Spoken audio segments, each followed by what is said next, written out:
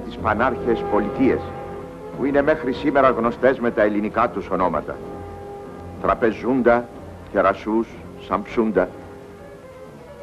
Από τα χρόνια ακόμα των παραμυθιών, από τον καιρό της αργοναυτικής εκστρατείας βρίσκονται οι Έλληνες εδώ.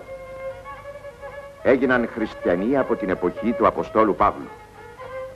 Στα χρόνια των Βυζαντινών αυτοκρατόρων, εδώ ανθούσε ο ελληνισμός.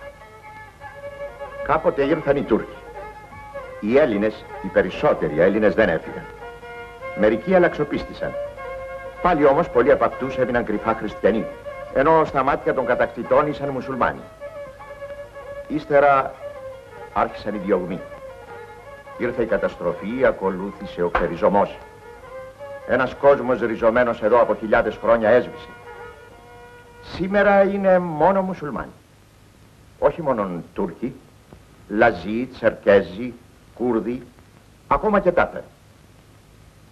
Οι πόντιοι πρόσφυγες, σκορπισμένοι τώρα σε όλη την Ελλάδα, δεν ξεχνούν τις ιστορικές των πατρίδες που τις εγκατέλειψαν ξαφνικά αφήνοντας χωράφια αθέριστα και ατρίγητα αμπέλια πλάι στους τάφους των προγόνων τους. Αυτές είναι οι απροσμέτρητα θλιβερές συνέπειες των πολέμων. Θυμάσαι ακόμα τον τόπο σου?